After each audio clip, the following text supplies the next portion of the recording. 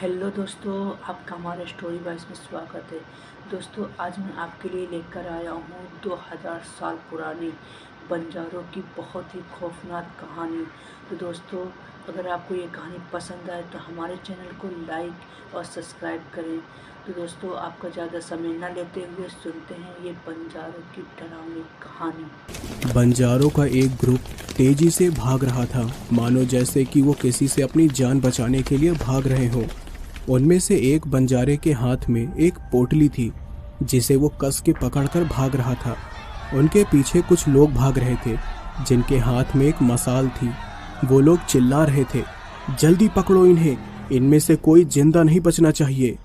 बंजारों में एक बूढ़ी औरत थी जो भागते भागते थक गई थी और गिर पड़ी। उनके पीछे जो लोग आ रहे थे उन लोगों ने उस बूढ़ी औरत को पकड़ लिया और वहीं पर उसका गला काट कर उसे मार डाला। बाकी के बंजारे उन्हें देखकर घबरा गए और तेजी से भागने लगे। भागते भागते वो सब लोग एक जंगल में घुस गए और बड़ी तेजी से इधर उधर कूदते हुए भागते चले गए। बंजारों के पास कोई मसाल या रोशनी का कोई सोर्स भी नहीं था और घने जंगल में आधी रात को उन्हें कुछ ढंग से दिखाई भी नहीं दे रहा था। उनके पीछे जो लोग पड़े थे वो लगातार उनका पीछा किए जा रहे थे। तभी अचानक से बंजारों के सामने एक नाला आ गया, लेकिन उसके बाद भी वो लोग रुके नहीं, बल्कि नाले को भी दौड़ के पार करने की कोशिश करने लगे। इस बीच जो बंजारे ठीक से भाग नहीं पाए वो भी उन लोगों के हाथों मारे गए और कई लोग बच के निकल गए। नाला पार करने के बाद बंजारे जंगल और घने इलाकों में चले गए, जहां पर बाकी लोगों के लिए जा पाना मुश्किल हो रहा था, क्योंकि उन्हें आगे जंगल के बारे में कुछ भी नहीं पता था। सभी बंजारे भाग ही रहे थे कि अचानक वो किसी चीज को देखकर रुक गए, और वो था एक कब्रिस्तान। जंगल के बीचों बीच एक कब्रिस्तान देखकर सब बड़े हैरान हो गए और वहीं पर ठहर गए। तभी उन्हें पीछे से किसी की आवाज आने लगी, तो एक बंजारे ने कहा, चलो जल्दी यहाँ से, वो लोग पीछे ही आ रहे हैं। सब लोग कब्रिस्तान में घुस गए। जो उनके पीछे पड़े थे वो लोग उस तरफ जाने से पहले ही रुक गए जिधर बंजारे गए थे। उनके लीडर ने कहा, कोई उस तरफ नहीं जाएगा, उधर कब्रिस्तान है। उसी के ग्रुप के एक आदमी ने कहा, लेकिन भाई खजाना? तो लीडर ने कहा, खजाने हम कल सुबह आकर ढूंढ लेंगे, रात को कब्रिस्तान में जाना मना है। वैसे भी हम लोग जंगल के बहुत अंदर आ गए हैं, ये मसाल भी पता नहीं कब हमारा साथ छोड़ दे। चलो यहाँ से जल्दी, कल सुबह देख लेंगे उन्हें। इसके बाद वो सब लोग जंगल से बाहर निकल गए। बंजारे कब्रिस्तान में बैठ गए और जो तबाही हुई उसे याद करके रोने लगे। जिसके हाथ में एक पोटली थी, उस बूढ़ी औरत ने कहा, पता नहीं कहाँ से उन्हें खजाने के बारे में पता चल गया, कितने लोग मारे गए इस खजाने की वजह से। उसके पास एक आदमी आकर बैठ गया और बोला, ये हमारे पुरखों का खजाना है माँ, इसकी हिफाजत हमारी जिम्मेदारी है, हम इसे किसी को भी हाथ नहीं लगाने देंगे। बूढ़ी औरत ने अपने आसपास बैठे बंजारों की हालत देखी, सबको बहुत चोट लगी थी। फिर उसने अपनी पोटली को जमीन पर रखा और कहा, इस खजाने को पाने के लिए उन लोगों ने हमारे कई साथियों को मार दिया।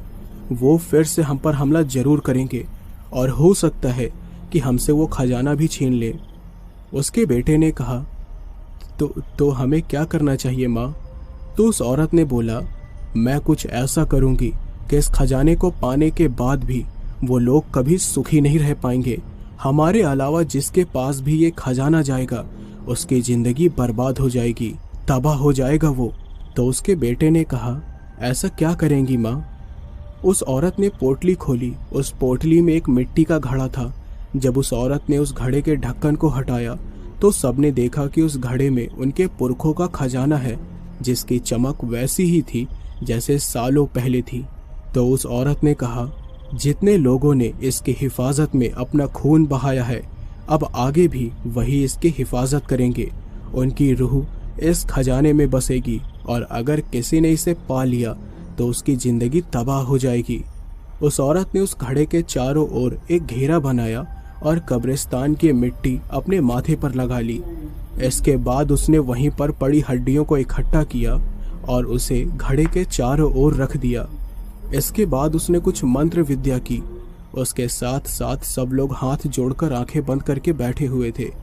उस औरत को देखकर ऐसा लग रहा था मानो वो काले जादू से दुनिया भर की काली ताकतों को उस घड़े में समाने की कोशिश कर रही हो। तंत्र साधना होने के बाद उसने कहा, इस घड़े में आप सबको अपने खून की एक एक बूंद डालनी होगी, ताकि भविष्य में अगर हम ना भी रहें तो हमारी रूह इस खजाने से जुड़ जाए। इसके बाद सभी ने वैसा ही किया। सबने अपने खून की एक एक बूंद उस खजाने में डाल दी। उसके बाद उस औरत ने कुछ और मंत्र पढ़े। इसके बाद उसने अपने बेटे से कहा, यहाँ पर एक गड्ढा खोदो। बिना कुछ सवाल किए उसके बेटे ने वहां पर गड्ढा खोद दिया और उस औरत ने घड़े को उस गड्ढे में गाड़ दिया।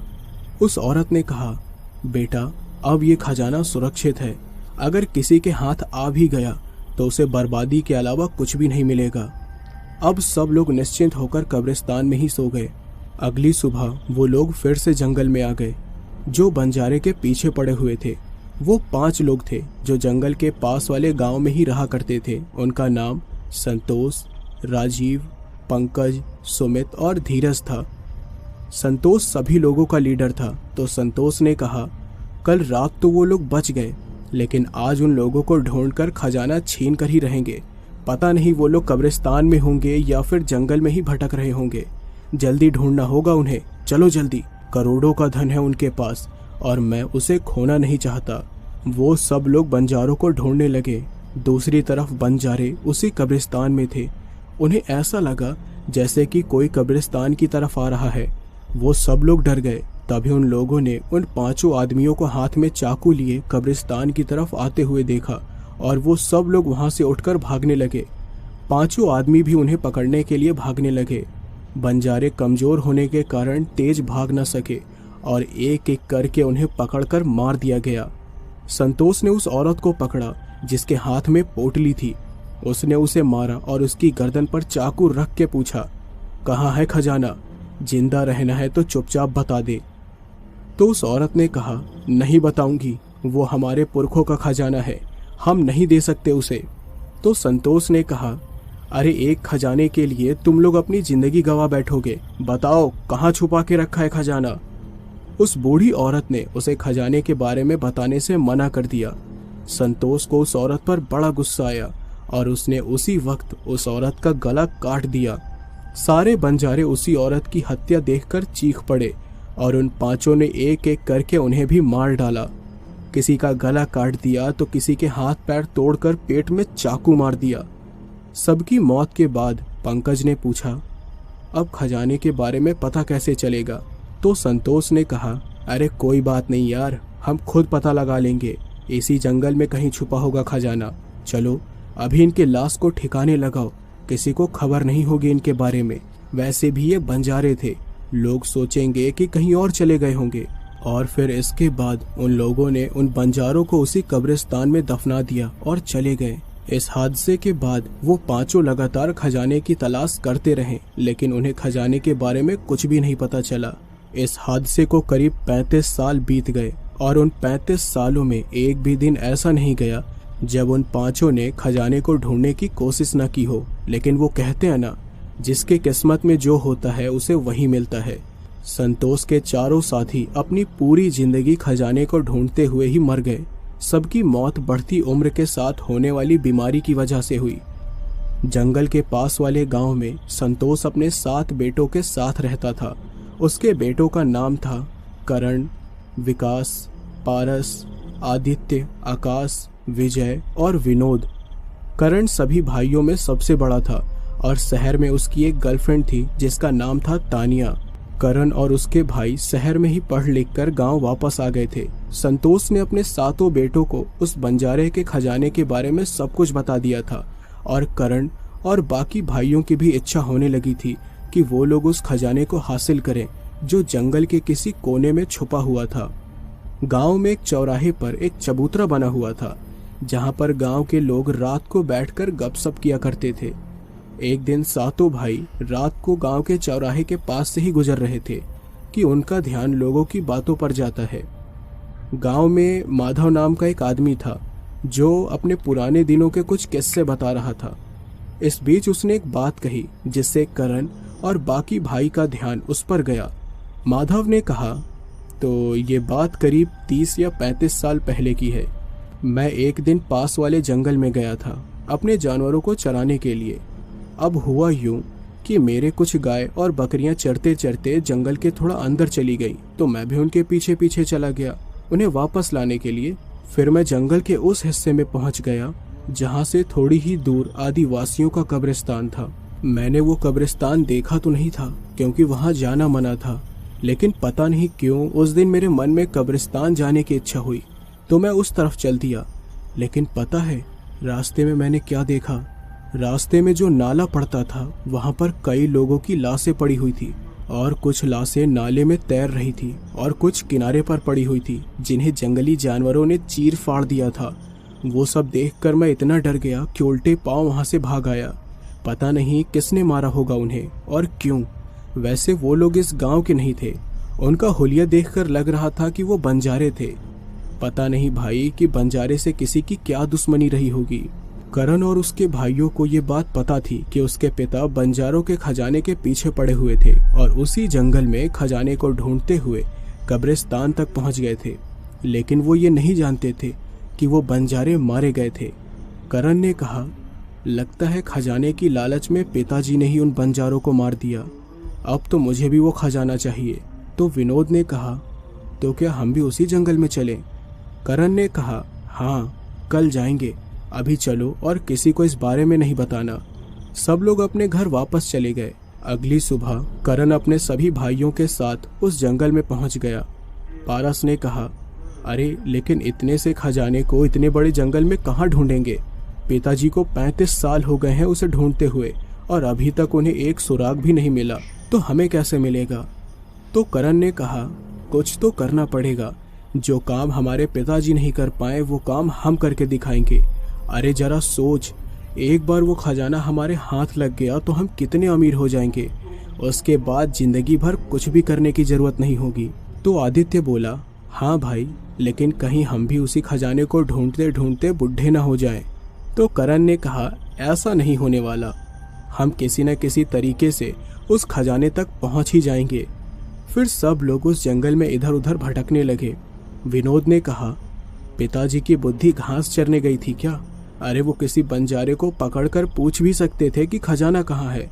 कहीं ऐसा तो नहीं कि उन्होंने ही सारे बंजारों को मार दिया? अगर एक भी जिंदा होता तो उसके मुंह से आसानी से निकलवा लेते कि खजाना कहाँ छुपा के रखा था उन्होंने। तो करण ने कहा, मुझे भी ये बात समझ नहीं आ रही। उन्होंने हमें सिर्फ इतना ही बताया कि बंजारों का खजाना इसी जंगल में कहीं है।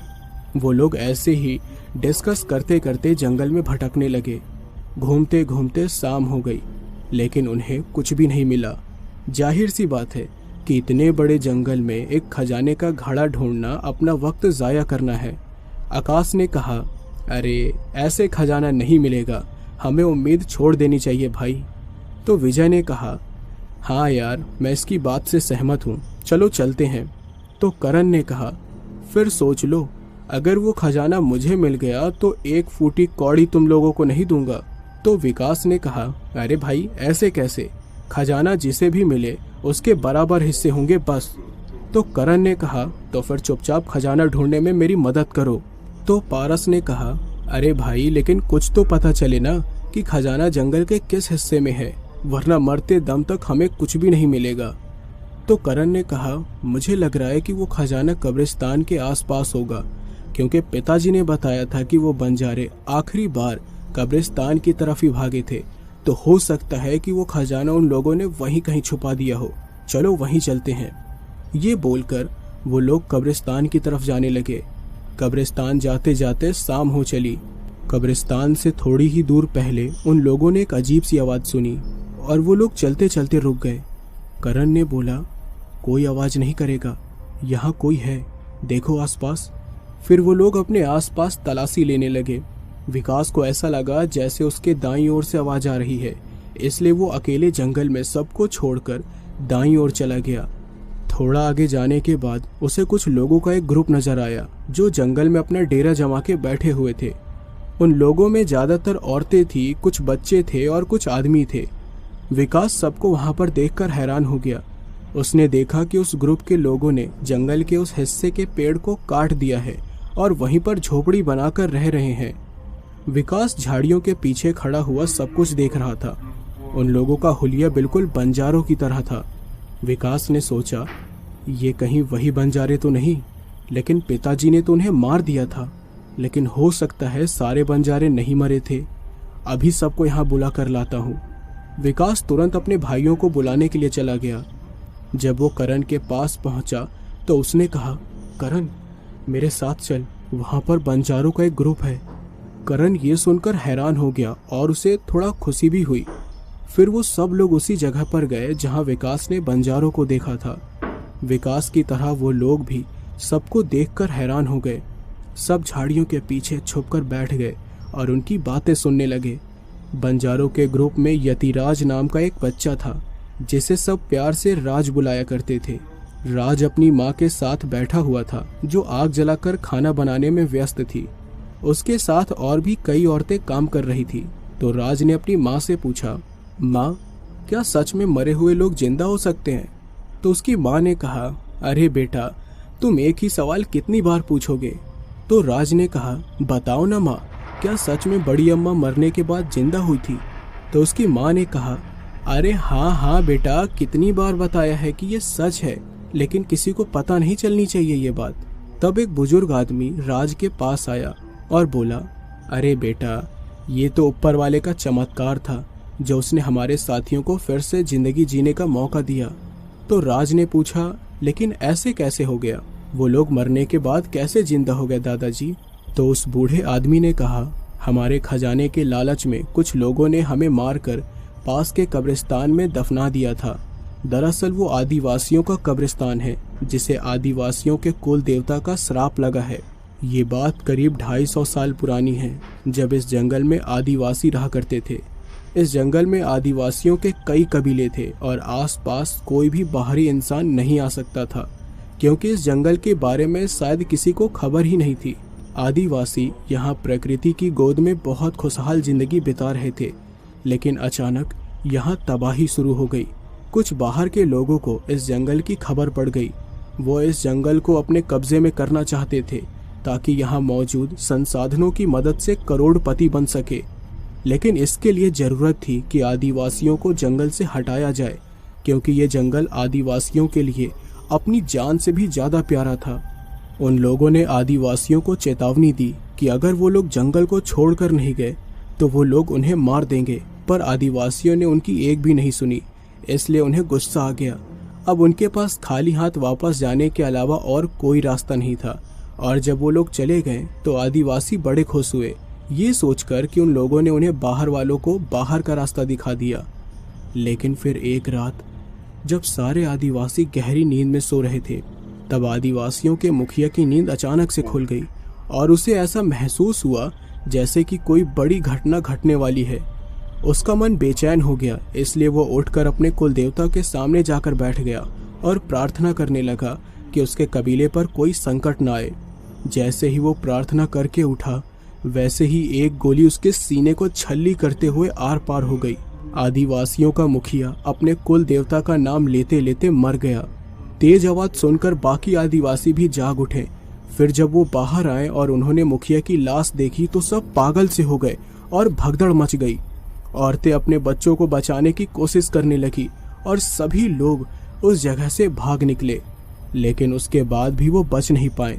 उन पर हमला करने वाले वही शहर के इंसान थे। उन्होंने जंगल को अपने कब्जे में करने के लिए आदिवासियों को मारना शुरू कर दिया और उन्हें एक एक करके मार भी दिया। छोटे मासूम बच्चों को भी बड़ी बेदर्दी से मारा गया। जंगल में सारे आदिवासियों की लाश पड़ी हुई थी और उन सभी को ठिकाने लगाने के लिए उन शहरी लोगों ने एक कब्रिस्तान बना दिया, जिसमें उन सभी आदिवासियों को दफन कर दिया उन लोगों ने। उसके बाद उस कब्रिस्तान को आदिवासियों के कुल देवता का श्राप लगा कि अगर किसी को भी उस कब्रिस्तान में दफनाया जाएगा तो अगले दिन वो मरा हुआ इंसान जिंदा हो जाएगा। हमारे साथियों के साथ भी ऐसा ही हुआ जब उन्हें उस कब्रिस्तान में दफनाया गया। ये बात करीब 35 साल पुरानी है। जब कब्रिस्तान में बंजारों को दफन कर दिया गया था तो मैं बच गया, क्योंकि जंगल में भागते भागते मैं हमारी टोली से अलग हो गया था। मुझे अच्छे से याद है वो दिन जब मैं उन 5 आदमियों से बचते हुए अगली सुबह कब्रिस्तान की ओर जा रहा था, लेकिन रास्ते में ही मुझे अपनी टोली के कुछ और लोग मिले जो टोली से बिछड़ गए थे। उन्हें सही सलामत देखकर मैं बड़ा खुश हुआ। उनके साथ साथ मैं कब्रिस्तान पहुंचा था, लेकिन जैसे ही हम वहां पहुंचे हमने देखा कि कैसे उन 5 ने बंजारों को मार दिया और कैसे उन्हें उन्हीं कब्रिस्तान में गाड़ दिया। हम बेबस थे, चाहते हुए भी उन लोगों को बचा नहीं पाए क्योंकि निहत्थे थे हम और उनके पास चाकू छुरी थे। उन्हें दफन करने के बाद वो लोग जब वहां से चले गए तो हम कब्रिस्तान में ही बैठ गए और उनकी मौत पर आंसू बहाने लगे। बस इतनी ही बात सुनने के बाद करण और उसके भाई वापस चल दिए और पूरी बात सुनी ही नहीं। आगे उस बूढ़े आदमी ने कहा, वहां बैठे बैठे कब दिन से रात, रात से दिन और फिर रात हो गई पता ही नहीं चला। जब मुझे लगा कि हमें अब कब्रिस्तान से जाना चाहिए तो हम जाने के लिए तैयार ही हो गए थे, लेकिन उसी वक्त मैंने देखा कि जहां पर बंजारों को दफनाया गया था वहां की मिट्टी में कुछ हलचल हो रही है, जैसे कि जमीन से कोई चीज बाहर आ रही हो। मैं और बाकी सब काफी घबरा गए थे, इसलिए थोड़ा पीछे हट गए। और फिर इसके बाद जिन जगहों पर बंजारे दफन हुए थे उन सभी जगहों की मिट्टी में हलचल होने लगी और अचानक से सभी बंजारों के एक एक हाथ मिट्टी से बाहर आए। वो सब देखकर हमारा दिल दहल उठा। सोचा कि ये सब क्या हो रहा है। हम भागने ही वाले थे कि अचानक से सारी मिट्टी हटने लगी और बंजारे अपनी अपनी जगह पर उठ बैठे। हमारी आंखें फटी की फटी रह गई। वो सब जिंदा हो गए। हम इतने ज्यादा खुश हो गए उन्हें जिंदा देखकर, लेकिन फिर कुछ अजीब सा लगा। वो पहले जैसे नहीं थे। उनकी आंखें लाल हो गई थी, बिल्कुल खून की तरह। चेहरे सफेद पड़ गए थे। हाथ के नाखून बड़े बड़े और बिल्कुल काले हो गए थे। उनके अंदर शैतानी ताकत घुस गई थी। वो लोग गड्ढे से बाहर निकले और हमारे सामने आकर खड़े हो गए। उनमें से एक लड़के ने कहा, चलिए यहाँ से, हम फिर से एक नई शुरुआत करेंगे। हम बहुत ही ज़्यादा डर गए थे और मैं जानता था कि वो लोग हमारे साथी नहीं बल्कि कोई प्रेत हैं, और मैं ये भी जानता था कि हमें उनकी बातें माननी होंगी वरना वो हमें भी मार देंगे। इसलिए हम उनके कहने पर यहाँ पर आ गए और यहीं पर लकड़ियों और सूखी झाड़ियों से झोपड़ी बनाकर रहने लगे। उन लोगों का कोई भरोसा नहीं था कि वो कब हमारे साथ क्या कर दें, इसलिए हमने अपने कुल देवता की साधना की। और फिर एक रात जब वो लोग सो रहे थे तो कुल देवता के पवित्र त्रिशूल से उनकी वापस से हत्या कर दी गई। वो लोग मर तो गए, लेकिन वो काली शक्तियां वापस से उस कब्रिस्तान में चली गई। तो राज ने पूछा, तो आपको पता है कि हमारा वो खजाना कहाँ है? तो बूढ़े ने कहा, नहीं, हम नहीं जानते कि उस रात उन लोगों ने खजाना कहाँ छुपा दिया था, लेकिन मैं जानता हूँ कि खजाना जहाँ भी है सुरक्षित है। दूसरी तरफ बंजारों की हैरान कर देने वाली बातें सुनकर करण और उसके भाइयों का दिमाग चकरा रहा था। वो लोग वापस से गांव आ गए थे और रात को सातों भाई एक साथ घर की छत पर लेटे हुए थे और बंजारों की बातों के बारे में सोच रहे थे। विजय ने पूछा, भाई अब क्या करना है? तो करण ने कहा, अरे अब क्या, अब तो मुझे ऐसा लगता है कि वो खजाना उस कब्रिस्तान में ही कहीं है, क्योंकि वो आखिरी बार कब्रिस्तान गए थे और वहां से पिताजी ने उन्हें भागने का मौका भी नहीं दिया। कल कब्रिस्तान जाएंगे। तो विकास ने कहा, तूने सुना नहीं वो आदिवासियों का कब्रिस्तान कितना खतरनाक है, अगर कुछ हो गया तो पारस ने कहा, अरे भाई, हम सिर्फ खजाना ढूंढने जा रहे हैं। वो कब्रिस्तान सिर्फ मरे हुए लोगों को जिंदा करता है और कुछ नहीं। खजाना वही होगा। कल शायद हम माला माल हो जाएंगे। सब लोग इसी खुशी में सो गए। अगले सुबह सब लोग वापस से जंगल में चले गए और शाम होते तक कब्रिस्तान पहुंचे। वहां जाने के बाद सबको अजीब सा डर लगने लगा, लेकिन खजाने की लालच में सब अंधे हो गए थे। उन लोगों ने कब्रिस्तान का चप्पा चप्पा छान मारा, लेकिन खजाना नहीं मिला। करण को ख्याल आया, कहीं उन लोगों ने खजाने को कहीं गाड़ तो नहीं दिया होगा। अगर ऐसा हुआ तो उसे ढूंढना मुश्किल हो जाएगा। हम इस कब्रिस्तान को कहीं खोद भी नहीं सकते, क्या पता अंदर से कौन निकल आए। सब परेशान हो गए। तभी करण के लिए एक और बुरी खबर आई। उसे उसकी गर्लफ्रेंड तानिया की एक दोस्त का फोन आया। उसने करण को बताया कि तानिया की एक रोड एक्सीडेंट में मौत हो गई है। ये खबर सुनकर करण मानो टूट सा गया, क्योंकि वो तानिया से बहुत प्यार करता था। वो कब्रिस्तान में ही घुटनों के बल गिर पड़ा और जोर जोर से रोने लगा। उसके भाई उसके लिए परेशान हो गए। करण की रो रो के हालत खराब हो रही थी और उसके भाई उसे संभालने की कोशिश कर रहे थे। तभी करण को कुछ ध्यान आया और उसने कहा, नहीं, मैं उसे वापस जिंदा करूंगा। इस कब्रिस्तान में लाकर उसे वापस जिंदा कर दूंगा मैं। उसकी ये बात सुनकर सारे भाई दंग रह जाते हैं। आदित्य ने कहा, अरे भाई, क्या बोल रहे हो? लेकिन अगर कुछ हो गया तो? लेकिन करण तानिया के प्यार में पागल था। उसे सही गलत का फर्क नहीं समझ आ रहा था। तो उसने कहा, मैं नहीं जानता, जो भी हो मैं उसे जिंदा करके रहूंगा, क्योंकि मैं उससे बहुत प्यार करता हूँ। उसे मरने नहीं दूंगा मैं। ये बोलकर करण गांव की तरफ भागा और तुरंत शहर जाने के लिए निकल पड़ा। उसके भाइयों को उसकी बड़ी चिंता हो रही थी कि पता नहीं अब करण का पागलपन किस हद तक जाएगा। फिर आधी रात को करण तानिया की लाश लेकर गांव आया और अपने भाइयों के साथ उसे उसी कब्रिस्तान में ले गया। उसके भाई बार बार उसे ऐसा करने से मना कर रहे थे, लेकिन करण कहाँ सुनने वाला था। करण ने कहा, चलो गड्ढा खोदना शुरू करो। करण के भाइयों ने गड्ढा खोदना शुरू कर दिया। वो लोग गड्ढा खोद ही रहे थे कि अचानक से उन्हें जमीन में कुछ गड़ा हुआ मिल गया। विजय ने कहा, थोड़ी मिट्टी हटाकर देखो क्या है। सभी ने हाथ से मिट्टी हटानी शुरू कर दी और उन्हें मिला बंजारों का घड़ा, जिसमें करोड़ों का खजाना था। विकास ने कहा, घड़ा? करण, कहीं ये वही खजानों वाला घड़ा तो नहीं है? करण और बाकी सब लोग हैरान हो गए। आकाश ने कहा, अरे जल्दी देख, क्या है उसके अंदर। जब विकास ने उस घड़े को देखा तो उसकी आंखें खजाने की चमक से चमकने लगी। करण ने उसके हाथ से खजाना छीन लिया और उसे देखकर कहा, हमने कर दिखाया। जो काम हमारे पिताजी नहीं कर पाए वो हमने कर दिया। हम माला माल हो गए। पारस ने कहा, इसके बराबर हिस्से होंगे। तो आदित्य ने कहा, पिताजी को जब ये पता चलेगा तो वो बड़े खुश हो जाएंगे। तो करण ने गुस्से में कहा, बिल्कुल नहीं, उन्हें इस बात की भनक भी नहीं लगने देना है। वो हमसे ये खजाना छीन लेंगे। इसके हम बराबर हिस्से करेंगे और शहर में जाकर कोई काम शुरू करेंगे। पिताजी के पास अगर खजाना गया तो शायद ही हमें कुछ मिलेगा। बाकी सब लोग भी इस बात से सहमत थे। इसके बाद करण ने कहा, चलो अभी तानिया को जल्दी से दफन करो। कल रात यहाँ वापस आकर हम देखेंगे कि ये जिंदा हुई या नहीं। उसके बाद शहर जाएंगे। इसके बाद उन लोगों ने तानिया को आदिवासियों के कब्रिस्तान में दफना दिया और गांव लौट गए। घर आकर उन्होंने खजाने को एक अच्छी जगह छुपा दिया जहां संतोष की नजर न जाए, यानी कि उसके पिता की। वो लोग बहुत खुश थे। अगली रात को वो सब लोग अपने हाथ में मसाल लेकर तानिया को देखने के लिए आए। तानिया उसी गड्ढे में दफन थी। विनोद ने कहा, अरे यार, मुझे तो लगता है कि बंजारों की बात झूठ है। अरे मरा हुआ इंसान कैसे जिंदा हो सकता है। तब उस जगह की मिट्टी सरकने लगी जैसे बंजारों के साथ हुआ था। सब लोग सहम गए थे। फिर अचानक से मिट्टी के अंदर से एक हाथ बाहर आया। उसके नाखून बिल्कुल काले हो गए थे। फिर और मिट्टी सरकी तो चेहरा बाहर आने लगा। फिर एकदम से तानिया उठकर बैठ गई। उसका चेहरा सफ़ेद और आंखें लाल हो गई थी। करण उसे जिंदा देखकर खुश हो गया था, लेकिन उसका डरावना चेहरा देखकर उसकी बोलती बंद हो गई थी।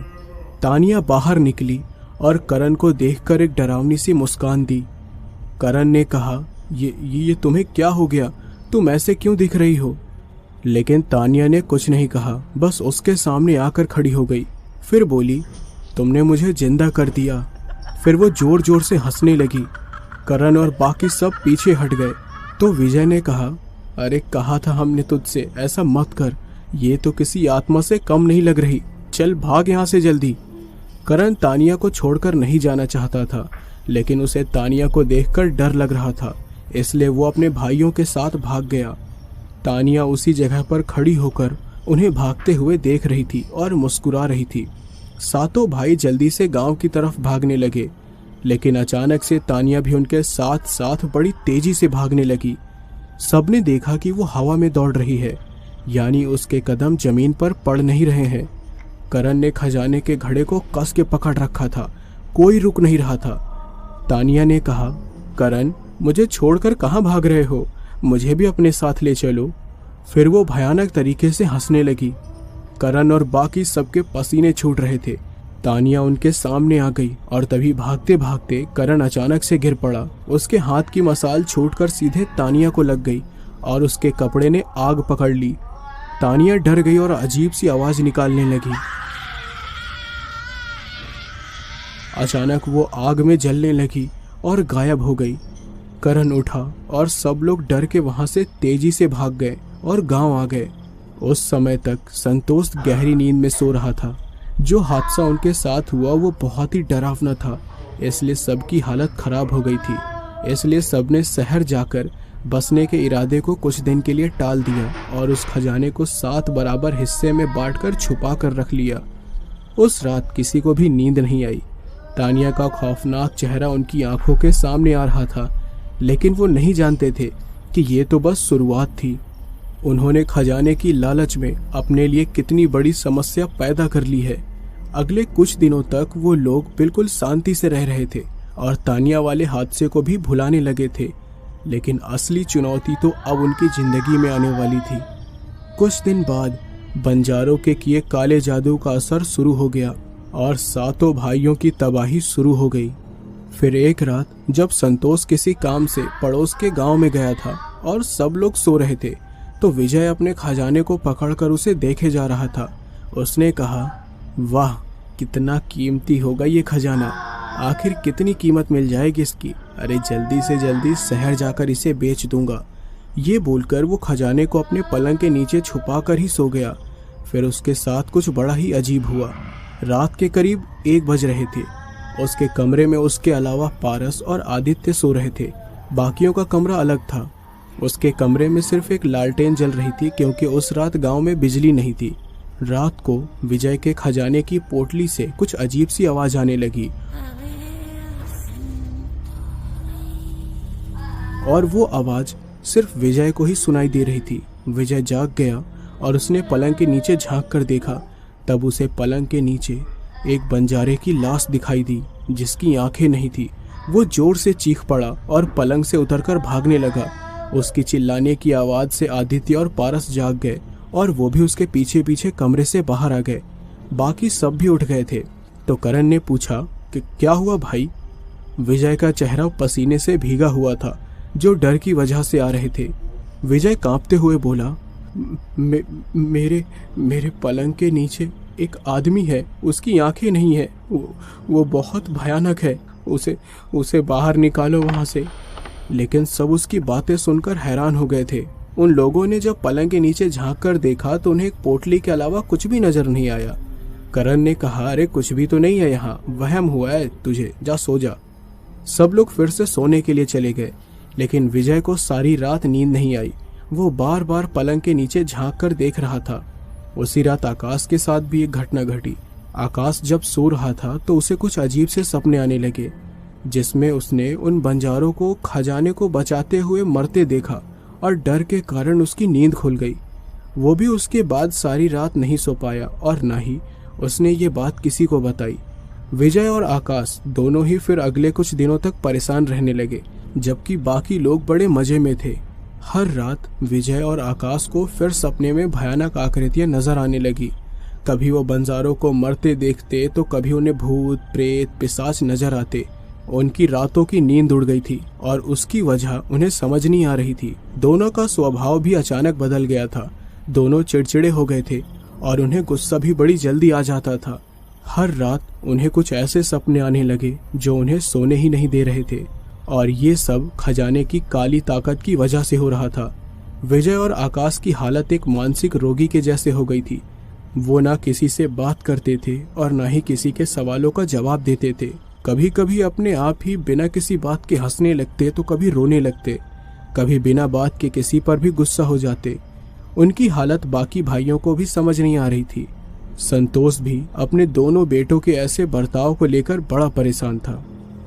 एक दिन की बात है जब विनोद ने मजाक में विजय से कह दिया, विजय और आकाश, तुम दोनों कई रातों से सोए नहीं क्या?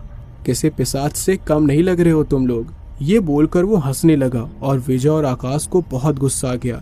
फिर विजय ने घर में रखा हुआ एक डंडा उठाया और अचानक से विनोद पर लाठियां बरसाने लगा। आकाश भी उसे लातों और घूंसों से मारने लगा। विनोद चिल्ला रहा था। उसकी चीख सुनकर करण, आदित्य, पारस और विकास आ गए। फिर जब उन्होंने विनोद की हालत देखी तो उसे बचाने के लिए उन्होंने आकाश और विजय को पकड़कर उससे दूर किया। उनके बीच बड़ी खींचातानी होने लगी। विजय खुद को छुड़ाने की कोशिश कर रहा था। उसका पारा इतना चढ़ गया मानो आज वो विनोद को मार ही डालेगा। तभी विकास ने विजय को जोर से धक्का मार दिया ताकि विजय उसकी बात सुने, लेकिन विजय का बैलेंस बिगड़ गया और वो पीछे की तरफ गिर पड़ा। पीछे एक सिलबट्टा रखा हुआ था जिसमें विजय का सिर टकरा गया, जिससे उसके सर में बहुत चोट लग गई। खून नहीं निकला, लेकिन जिस जगह चोट लगी थी वो हिस्सा फूल गया था और तुरंत ही विजय बेहोश हो गया। उसी वक्त संतोष का भी घर आना हुआ और उसने विजय की हालत देखी। फिर उसे सीधा अस्पताल ले जाया गया, जहां डॉक्टर ने बताया कि विजय के सर में खून जाम होने की वजह से उसकी मौत हो गई है। सभी को एक बड़ा सदमा लगा। विकास खुद को उसकी मौत का जिम्मेदार मानने लगा, जबकि सब उसे समझाने लगे कि उसकी कोई गलती नहीं है। विजय की मौत के बाद उनके घर में मातम छा गया। रात को विजय का अंतिम संस्कार हुआ और सबसे ज्यादा विकास ही रो रहा था। आकाश के चेहरे पर कोई भाव नहीं, मानो उससे कोई फर्क ही ना पड़ा हो। लेकिन उस रात के बाद उसकी दिमागी हालत खराब होती जा रही थी। एक दिन की बात है जब आकाश बहुत अजीब सा बर्ताव कर रहा था। पूरे गांव में एक चाकू लेकर वो इधर से उधर भटक रहा था और बार बार अपने बालों को खींच रहा था। गांव वाले उसका बर्ताव देखकर हैरान थे। तभी आकाश की नज़र एक मुर्गी पर गई और वो उसे देखकर अजीब तरीके से हंसने लगा। फिर उसने उस मुर्गी को पकड़ लिया और गांव वालों के आगे ही उस मुर्गी को काट कर कच्चा खाने लगा।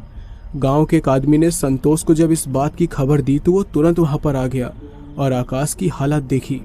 उसके दोनों हाथ मुर्गी के अतड़ियों से भरे हुए थे और वो उसे चीख चीख कर खाए जा रहा था। संतोष ने उसे रोकने की कोशिश की पर वो नहीं रुका। गांव वालों में बात होने लगी कि आकाश पागल हो गया है। सभी ने उसे गांव से निकाल देने की बात कही, लेकिन संतोष ने कहा कि आकाश की तबीयत ठीक नहीं है।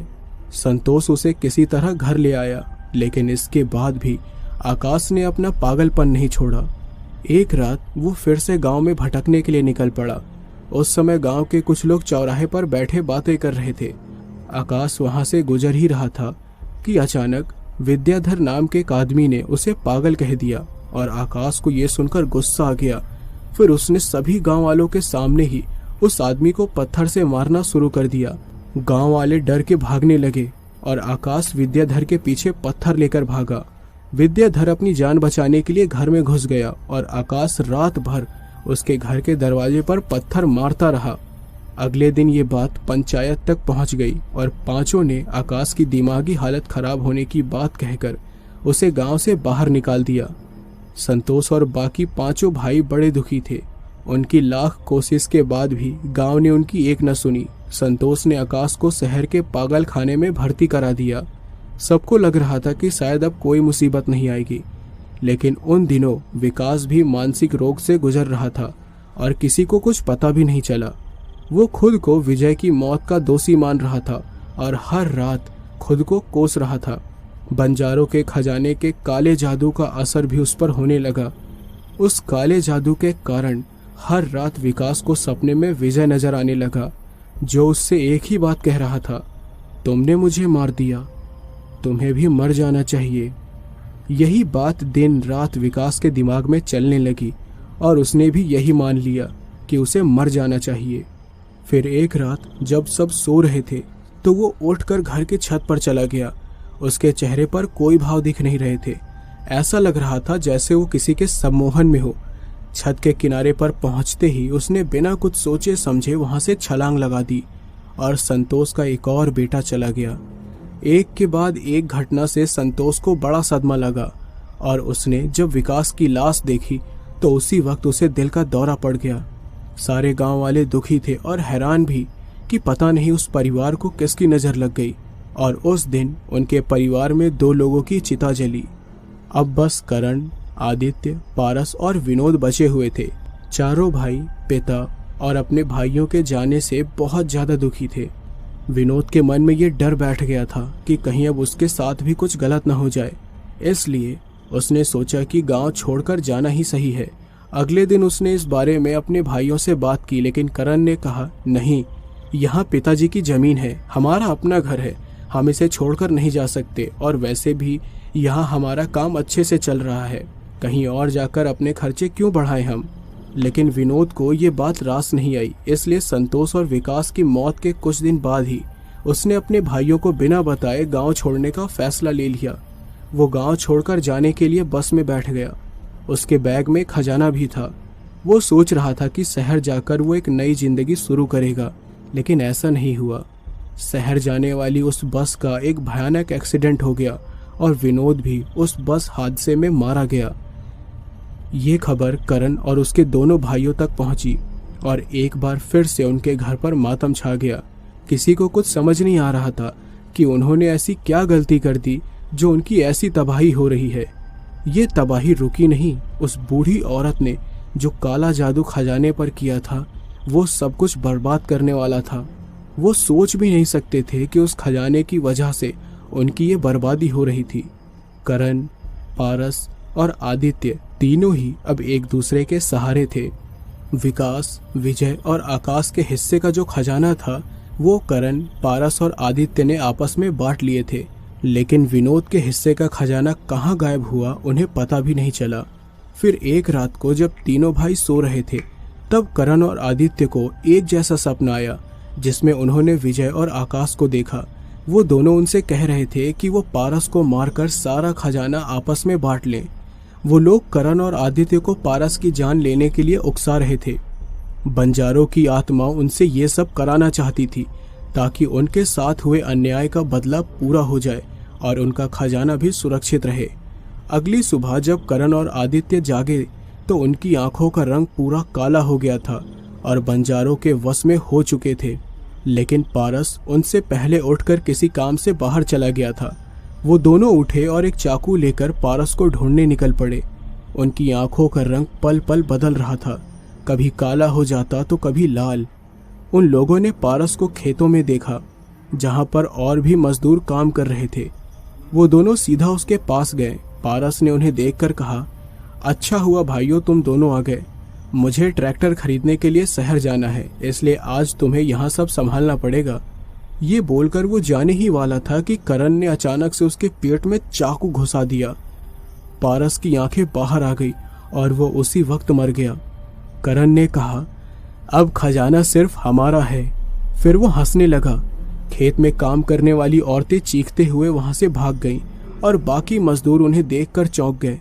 जैसे ही पारस की लाश जमीन पर गिरी, करण और आदित्य के ऊपर से बंजारों की आत्मा का साया हट गया और करण अपने हाथ में खून से रंगे हुए चाकू को देखकर चौंक गया।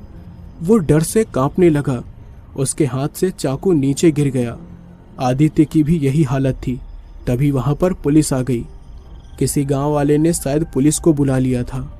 पुलिस ने करण को गिरफ्तार कर लिया और उसे ले जाने लगी।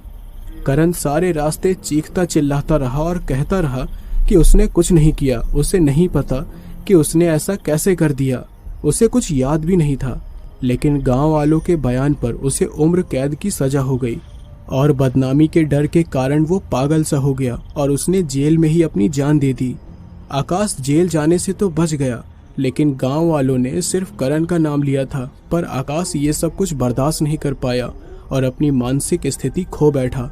आज भी वो अपने गांव में पागल की तरह इधर उधर भटक रहा है और कोई उसे पूछने वाला भी नहीं है। अब आप सोच रहे होंगे कि उस खजाने का क्या हुआ, वो खजाना कहाँ है। ये तो किसी को नहीं पता, क्योंकि वो खजाना वापस से ऐसे गायब हो गया जैसे उसे धरती निगल गई हो। दोस्तों, तो ये कहानी यहीं पर समाप्त होती है और आशा करता हूँ कि आपको ये कहानी ज़रूर पसंद आई होगी। तो यार, इतनी मेहनत के लिए अपने भाई को सपोर्ट करो और प्लीज़ शेयर करो। और अगर अभी तक आपने चैनल को सब्सक्राइब नहीं किया है तो प्लीज़ सब्सक्राइब कर लें। नेक्स्ट स्टोरी आप लोगों का फेवरेट है।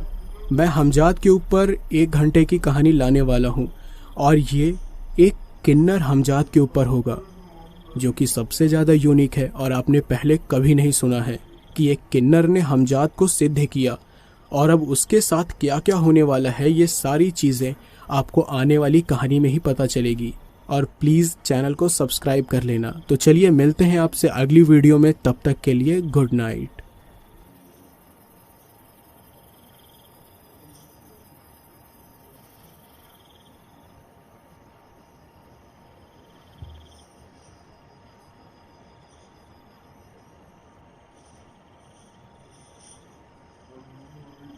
दोस्तों, ये कहानी यहीं पे समाप्त होती है। अगर आपको बंजारों की कहानी पसंद आई हो तो हमारे चैनल को लाइक और सब्सक्राइब करना ना भूलें।